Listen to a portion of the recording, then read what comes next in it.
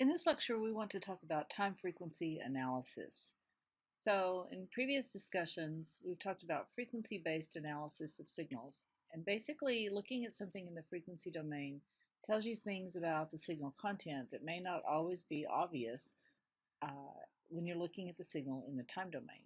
However, as we've seen in some of the examples that we've looked at in class, there are often time-localized features to the signal that won't show up or will get averaged out when you do a frequency analysis. And in fact, sometimes those localized features of the signal can actually skew the frequency analysis to include noise or other things that might not normally be included.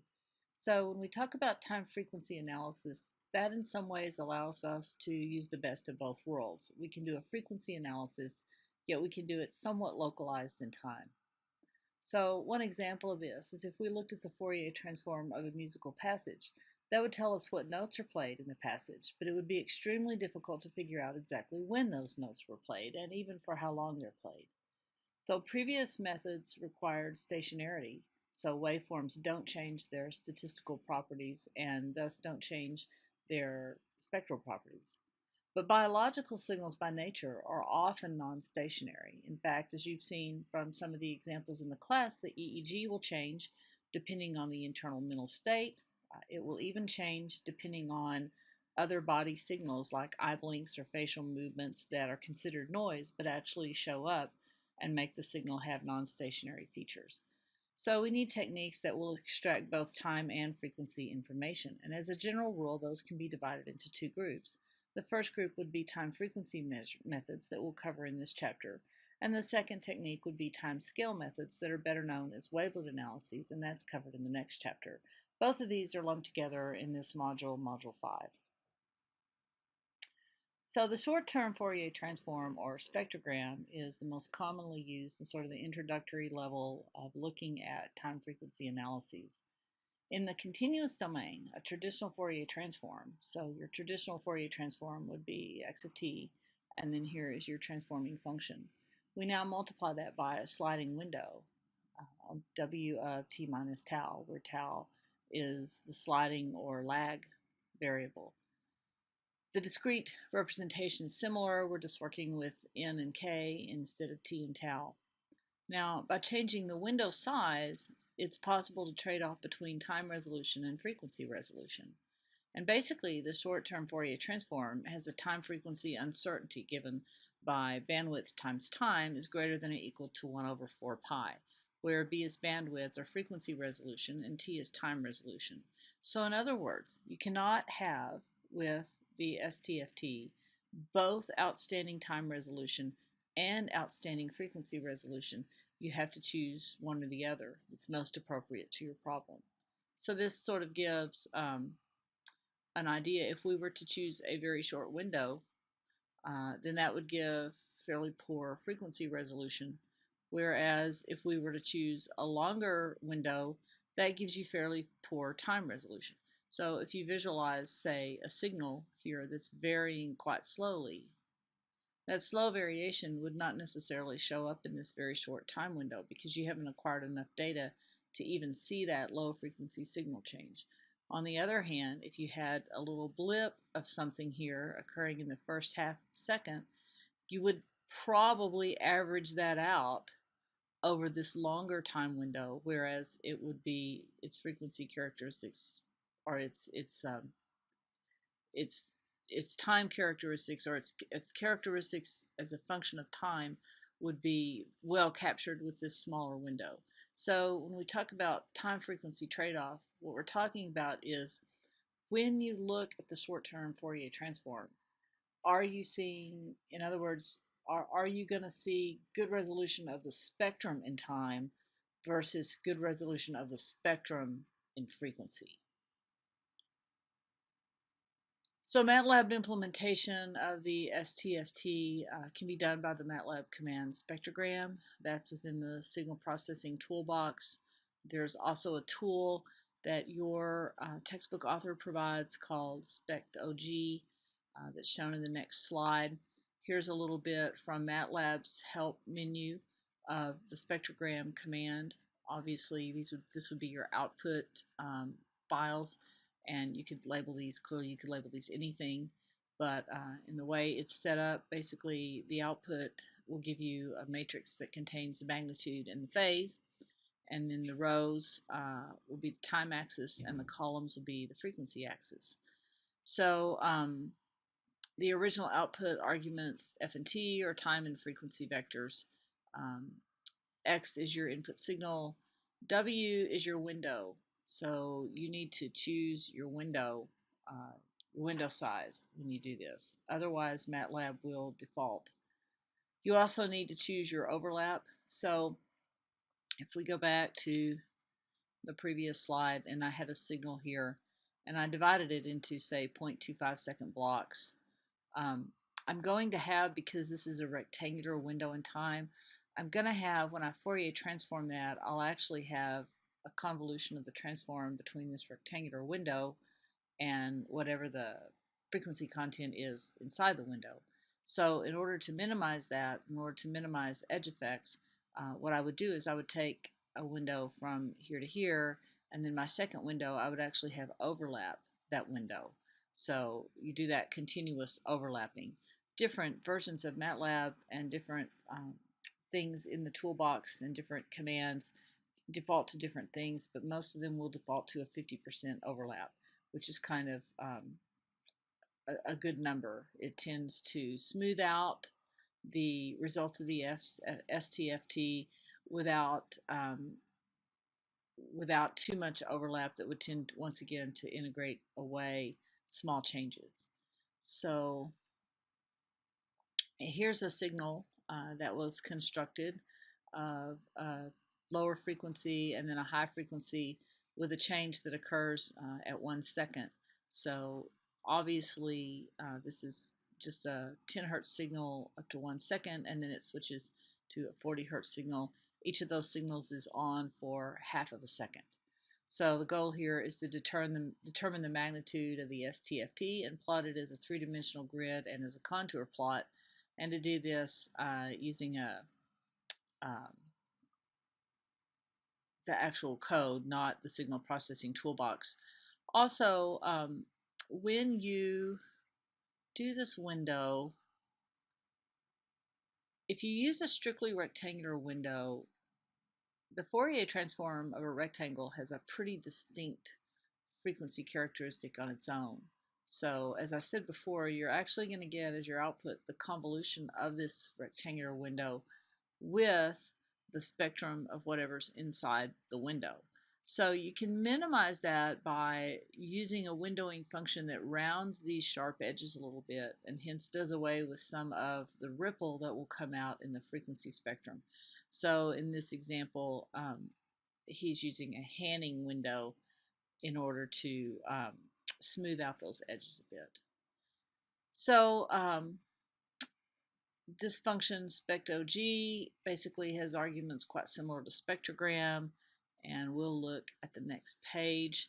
So here are the sort of constants. We're putting our sampling frequency in. We've determined the signal length, two different frequencies, signal frequency here. We're going to take a 64 segment or 64 segment window, and we're going to overlap 50% or by 32 points. Here is we're setting up the array that actually has some zeros for 0.25 seconds, and then it has the 10 hertz signal for 0.5 seconds, and then the 40 hertz signal, and then zero padding again. The zero padding is done because once again, when you're using that windowing to select your data, it's better to have a little bit of zero padding before and after your signal, just to make your plots and your calculations come out better. So here is the spectog diagram, and then we're going to, or the spectog command, and then we're going to take the absolute value of that and do a mesh plot and a contour plot. So I want to mention that when looking at a spectrogram, you're generally only looking at the magnitude. You typically are not looking at the phase. So it's strictly a visualization technique to see how the magnitude of the spectrum is going to change. So here we go. Um, Also showing, just showing in a little more detail how to um, how to zero pad the edges. This signal is, let me see, what are we doing here? Basically the same signal. Um, Here is the Hanning window, and the Hanning window is actually applied before the FFT is taken, so that it's applied in the time domain so that it's actually smoothing out that rectangular window in the time domain. Okay, so here is the output of that, looking at a mesh plot, and you can see that in this 3D plot, both in this plot and in the one on the next, that there's some kind of overlap. We know that we had zero signal here, and then right here we jumped up to the 10 hertz signal, and here we jumped to the 40 hertz. But you'll notice, first of all, or I'm sorry, reverse, this is 10 and this is 40. First of all, you'll notice that the jump isn't instantaneous, it occurs over a time. That's because when you're using that sliding window, as you begin to slide over the signal and you've zero padded, you're going to pick up a little bit of a rise time because of the of going from zero signal to the signal. So that's the width of the window is influencing that. So if you have a different window width, you would see these edges in the time domain change. And then also notice that there's not a strict peak at 40. There's actually a width here. There's a width here at 10. So when we talk about resolution in the time domain and resolution in the frequency domain, we're talking about this resolution, not the signal in the time domain, but the time domain resolution of the spectrum. So in other words, as we come along the time axis, it is not perfect that 40 hertz signal turns off and on. So let's come this way. So we're coming from 0. That 10 hertz signal does not instantaneously turn on. There is a delay. So that's what we would consider to be poor resolution in the time domain. And even up here when the signal's on, you can see there is some ripple that's showing up in that signal in the time domain. And then here's our 40 hertz signal, and you'll notice also here there is not an instantaneous transition between as you go in time between seeing this spectrum and seeing this spectrum.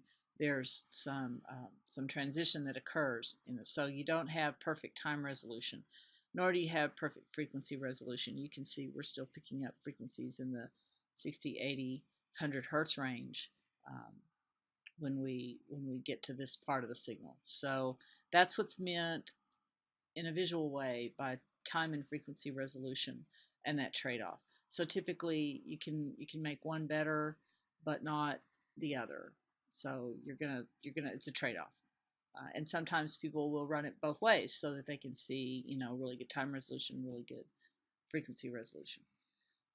So finite support means that you don't have spectral energy outside of the energy boundaries of the signal. So in this case, we know that our signal started at 0.6, and we know that it ended at 1.6, and we know that we had 40 hertz and 10 hertz. And so you can see that there is signal that appears there in the contour plot. There is energy that appears before the signal starts, and there is energy that is present after the signal is over. There is also frequency energy that is present at frequencies that are actually not in the original signal. That would mean that this does not have finite support in either time or frequency. So here is just another view. Um, Talking more about finite support. Here's where we would expect our signal to start, stop, start, stop. Here are the two discrete frequencies present in that sinusoid, and you can see that outside the boundaries we definitely have energies that are present in this spectrogram. Changing the window size will basically alter the trade-off. In this, I could just sort of say that in this picture I probably have better time resolution, and that's a relative term, but I'm just looking at this short amount of time before the signal actually starts and sort of the shorter transition time, I would say maybe I have better time resolution than frequency resolution. So changing your window size will change that trade-off. This is just a second example to illustrate the use of the spectrogram. In this case, we're using a chirp signal, so basically the signal is increasing. It's created using a chirp function and using a default window, the Hamming window, um, which is what MATLAB will default to when you use the spectrogram command. So basically, you can construct the signal. In his case, I believe he's actually constructed it mathematically, but there is a function in MATLAB called chirp that then allows you to just do this directly. So you can kind of skip over some of his complicated creation of his chirp signal and just use the chirp signal directly generated in MATLAB if you're trying to do this kind of thing. Or you can modify his parameters to get the chirp signal that you want. The nice thing about MATLAB is there are chirps that increase linearly and there are chirps that increase in frequency parabolically or exponentially. And so MATLAB has those different options in the chirp. His is just a linear chirp. Here is his three-dimensional plot. So you can see time is running this way and frequency is running this way. So we start at 0 time, we start almost DC, and then as time increases, the frequency increases. But you can see here, especially if you look at the topographic plot, you can see that at a given frequency, that frequency shows to be present over quite a wide time range. At a given time range, you show to have quite a wide frequency distribution. And we know, in fact, that that is not necessarily the case. Ideally, you would like a ridge, and this contour you'd like to be a fairly narrow line. So in the short-term Fourier transform, we're only interested in the magnitude spectrum. One of the things to remember is that the power spectrum can be obtained by taking the Fourier transform of the autocorrelation function. Now, that will give you a stationary number because the autocorrelation function is a function of time, and remember it's integrated over lag, and so we have a function of time and lag integrated over lag, which gives us another function of time. And that would then give us a power spectrum, but that would be a stationary power spectrum. So it turns out that if we had a kind of an autocorrelation function that retained time information in addition to lag information, we could use that to get a time frequency power spectrum. So the way to do that is to basically just take the Fourier transform over the different lags, just like a traditional power spectrum, but one spectrum for each value of time. So here's the instantaneous autocorrelation function. So this is the standard in both continuous and discrete form.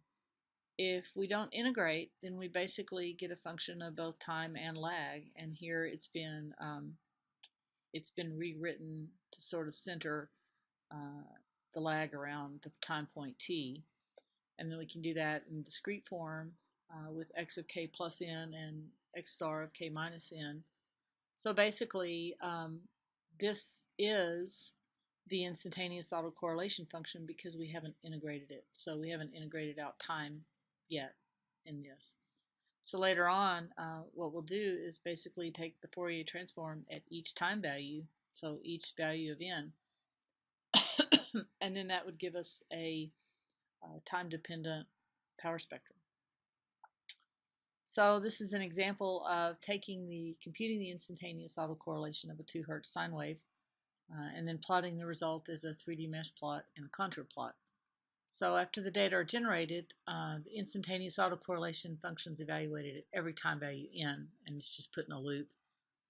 You set a maximum shift to half the data length, so it's 50%. Or we could zero pad the data, and then a lag vector is constructed for plotting. So this is the MATLAB code that accomplishes that. Here is his plot axis. So since the instantaneous autocorrelation has both lag and time, it's a two-dimensional function. And the output of this is a sine wave that's shown as a three-dimensional and contour plot. So a standard autocorrelation function of a sinusoid would be a sinusoid at that same frequency. So we would expect to get a sinusoid as we move both along the time and the lag axis. But one of the things that we're going to see here is we're going to get sinusoids along the diagonal that are known as cross products. And these come about because we did multiplications in the instantaneous autocorrelation equation. So it'd be like taking x plus y quantity squared, and you don't get x squared plus y squared out of that. You get the cross term involving x and y. So when we do that multiplication, we get cross terms. So here's the instantaneous autocorrelation. Um, here is across tau, and here is across time. So you have sinusoidal waveforms along the axes. Then you also will have sinusoidal waveforms if you move across the diagonal. Here's the instantaneous autocorrelation of a cosine function. Um, and you can see you have some cross products that are available, that are present. The cross products are these products in here that don't fall along the tau or t axis. So they can be minimized by various techniques. So in the next lecture, we'll talk about some of the techniques that are used to minimize the presence of cross terms on the instantaneous autocorrelation output.